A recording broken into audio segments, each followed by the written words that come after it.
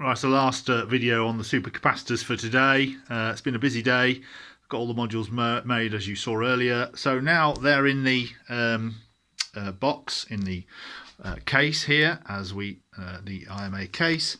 So I folded the connections over, which is fine, and they will now fit in, and I can get the switchboard in. So we have 35 S2P, 70 cells altogether, and the reason I've done that is obviously so I can possibly use the voltage taps as is if I want, and tap every 5 cells or every 5 pairs of cells, or I can still use my BCM full resistor matrix if I want to start voltage hacking. I can do that. And also because the the OEM pack is split, so this is an OEM end board here. It's upside down, turn it the right way. So we've got these are pairs of sticks here. So for the first half of the pack we've got 4 pairs of sticks, so that's like 20, so that'll be like 20 cells. And then for the second half of the pack we have 3 pairs of sticks, and that'll be the 15 cells. So you can see what I've done here. Got 20 cells here and 15 cells here, so that will put the pack split in the same place as in the OEM system, which is important for the BCM, etc.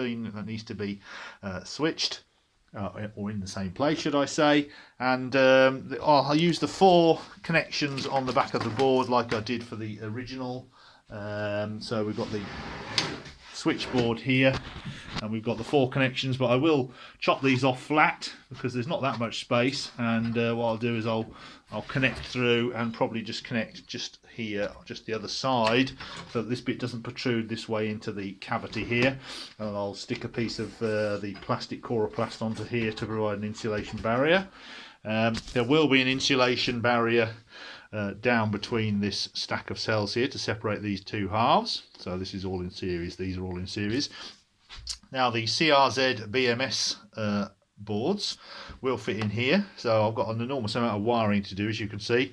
I've got some of these connectors luckily, so I've got to pin up these connectors, bring all the balance wires to here so that they can be plugged in.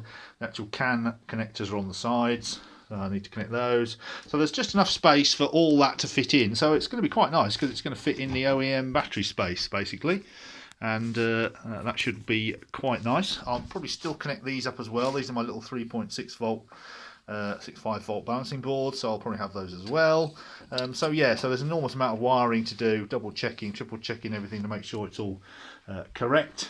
And then I've got to cut down this a bit. Again, remember, I'm going to cut the end off this, and I'm just going to have a thin sheet of the coroplast on here, so I've got the necessary height, and this should then fit flat on top of the cells. So as far as potting goes, I am really tempted to pot this whole box, because this is a nice little box and I've got a spare one of these. I'm tempted to, obviously not the BMS boxes, but I'm tempted to pot the cells once I've got the divider in, I've got all the wiring done, brought out to all the connectors. I am tempted to use expanding foam and a sheet on top and underneath to pot those into there so that they're absolutely solid and secure, and it increases the insulation as well between cells and the packs, etc. So yeah, I'm sorely tempted to do that. You know, I've got to be confident that everything's right. Obviously I've got to bring out my high current connections. I'll probably bring them out possibly to some Anderson connections, so I can just plug in to the switchboard. So I may just put Anderson connections on the switchboard, and I can just plug into the switchboard.